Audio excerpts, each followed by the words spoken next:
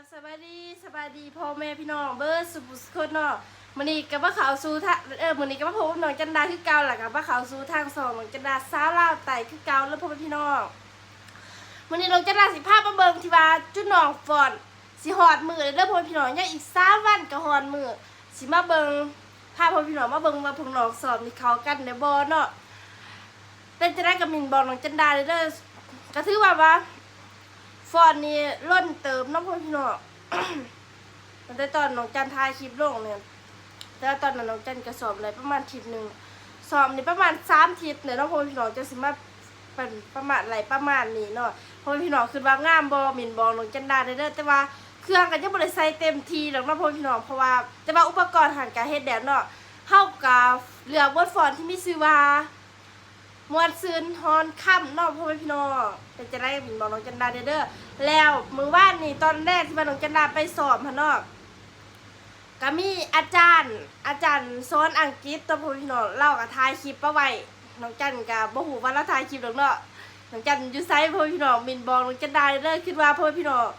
FC นี่สิชื่อน้องจันดาไหลบ่เนาะผู้สาวหมู่น้องจันดาคนฝอนมีแต่คนงามๆชื่อน้องจันดาบ่ไหลบ่จักถ้าจื้อใดก็มินบอกน้องจันดาเด้อว่าน้องจันดาใส่เสื้อสีหยังแล้วก็ใส่สงหยังนะพ่อพี่น้องมินบอกน้องจันดาเด้อเพราะให้น้องจันดาได้มีกำลังใจว่า FC ยังจื้อน้องจันดาไหลเนาะแล้วอาจารย์ก็อัดคลิปไว้เมื่อวานนี้ก็บ่บอกพวกเราซ้ำนะ น้องจันดาบอกว่าเราอัดคลิปใดเนาะวันนี้น้องจันดาก็สิพาพ่อพี่น้องมารับชมคลิปที่ว่าเราอัดเดี๋ยวเราก็ส่งลงกลุ่มได้น้องจันดาต้องกราบขอโทษขออภัยพ่อพี่น้องหลายๆเนาะแต่ว่าโทรศัพท์อาจารย์อัดก็สิกล่องก็บ่ค่อยชัดปานใดเนาะพ่อพี่น้องก็สิมีมึนๆแน่แล้วก็แสงก็บ่ไหลแน่ก็บ่ว่ากันเนาะพ่อพี่น้องแล้วก็งามหรือบ่งามก็ต้องตีส้มได้เด้อพ่อพี่น้องตอนนี้คลิปสิเป็นจังได๋เฮาก็สิไปหาส้มพร้อมๆกันเลยก่อนอื่นหมดก็อย่าลืมพ่อพี่น้องกดไลค์กดแชร์กดติดตามเด้อถ้าว่ามี FG ท่านใดที่ยังบ่ทันได้ติดตามส่องน้องจันดาเพราะให้น้องจันดาและมีกำลังใจได้ทำคลิปต่อไปเนาะตอนนี้เฮาก็สิไปรับส้มคลิปพร้อมๆกันเด้อเนาะน้องจันดานี่เคินเนาะพ่อพี่น้องเอ้ยอย่างน้อยก็มีให้กำลังใจน้องจันดาเด้อสู้ๆเพราะว่ายังอีก3 วันเนาะมื้อนี้ก็วันเป็นวันอังคารเนาะวันพุธวันพฤหัสมื้อที่3พุธแม่นเด้อเนาะเพราะว่าสีฟอนวันศุกร์แล้วน้องจันก็สิมีปี 1แล้วก็ปี 2เนาะปี 1มี2 4 6มี6เบิร์ดฟอร์ดแล้วพ่อพี่น้องน้องจันดาก็สิอัดคลิปเบิร์ดทั้ง6เบิร์ดฟอร์ดมาให้พ่อแม่พี่น้องรับชมกันเด้อเนาะน้องจันดาก็ฟอร์ด2เบิร์ดฟอร์ดเนาะทั้งIT แล้วก็อังกฤษเนาะตอนนี้เฮาก็สิไปรับชมคลิปพร้อมๆกันเด้อแล้วก็ไปทาดุนมือตัวจริงเด้อน้องจันดาบ่ฮู้ว่าสิได้ลงคลิปตอนนั้นมื้อใดเนาะเพราะว่าต้องได้ถ่ายมื้อวันศุกร์เลยน้องจันดาสิลงให้พ่อแม่พี่น้องเบิ่งมาตอนนี้เฮาสิไปรับชมคลิปกันเด้อเดี๋ยววันนี้ใช้อุปกรณ์แล้ววันนี้บ่มีอุปกรณ์แล้วสิบ่ฟ้อนสิเศร้าฟ้อนเลยว่าซั่นไปอุปกรณ์มาตั้งแก่ซะยิ้มๆเลยเด้อนัสนนก็ยังสตรีมอยู่โอ้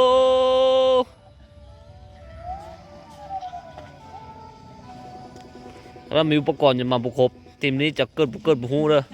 มื้อผ่านจุค่อยมีคำตอบ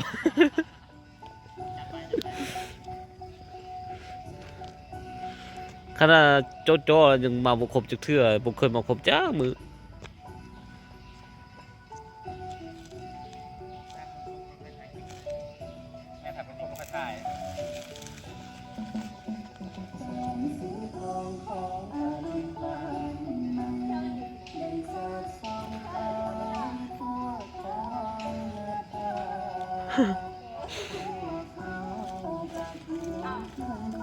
เอาแล้วเห็นบ่ไอ้ไปมาบ่จื้อแล้วบัดนี้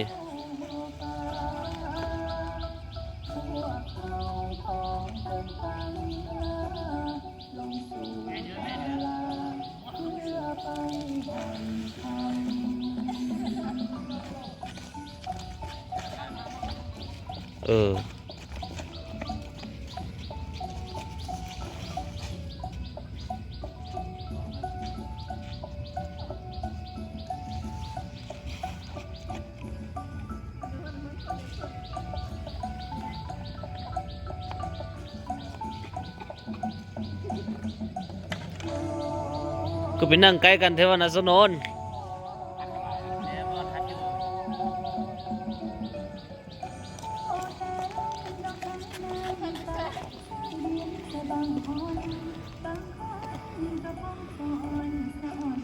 ไปไกลๆนึงจึงเห็นหมด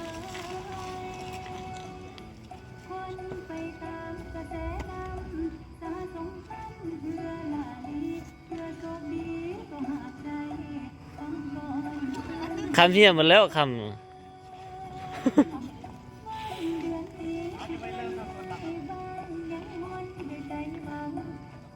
เสียงเพลงจะคอยนิดนึงเด้อเน้นอัน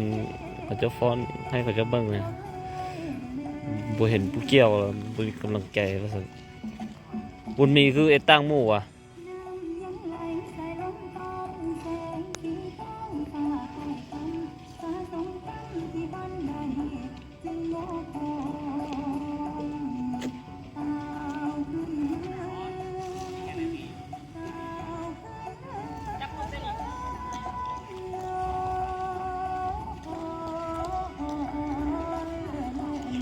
มุมนี้บ่ค่อยได้นะมุมนี้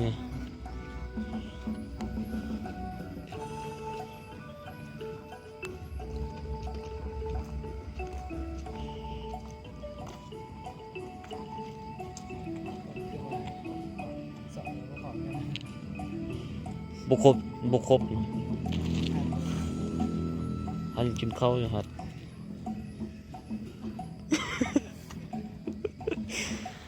ปลา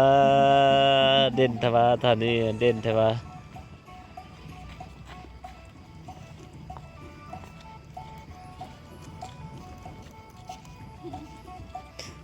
ค่อยๆสวนจิตรุด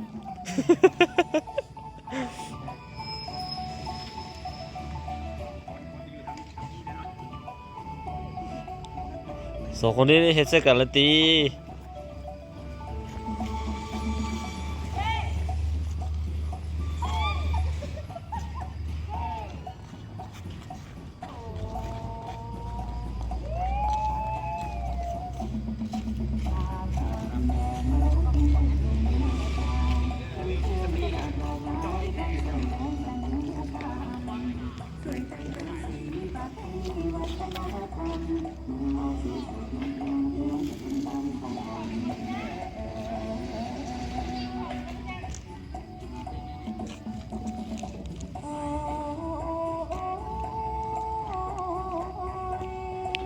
ไอ้มันครบเด้อผมมีว่าจิบฟอนเด้อ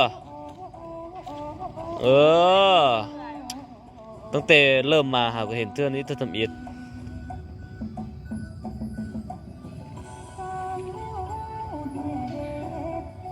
ตั้งบนนั่งมา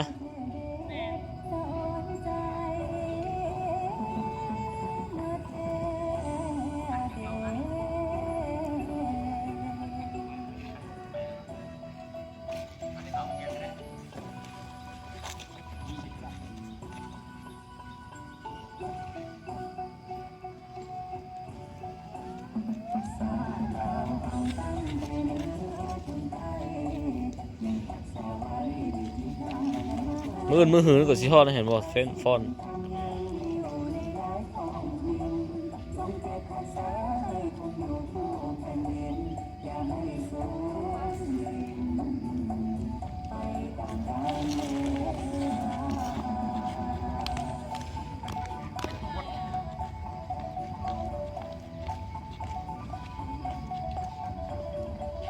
เสาเสื้อดำเมื่อยแล้วว่าซั่น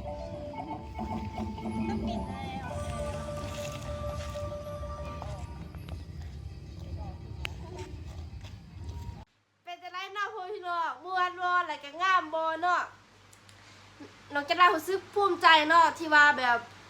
สอนได้ซ้ำนั้นเนาะเพราะว่าเวลาก็แบบจ่อๆอยู่ทั้งที่เฮาก็บ่ได้แบบบ่ได้ฟอนขนาดนั้นนะพ่อพี่น้องต้องแบบตรงงานเวลามาฟอนเพราะว่าเฮาต้องเรียนก่อนเฮาจึงได้ฟอนนะเฮาต้องแบบไปเรียนก่อนแล้วจึงมาเปลี่ยนเครื่องไปฟอนเนาะแต่ว่าเบิร์ดฟอนอันนั้นสิเป็นเบิร์ดฟอนของอังกฤษเด้อพ่อพี่น้องเนี่ยแล้วเป็นอาจารย์อังกฤษเล่าทายเนาะและทายประวัติตอนของน้องฟอนแต่ว่าเบิร์ดฟอนไอทีนี่ก็สิงามคือกันเนาะพ่อพี่น้องเบิร์ดฟอนไอทีนี่น้องจันบ่มีคนถือกล่องตอนซ้อมให้เนาะก็ถ้าไปดุนกันเด้อ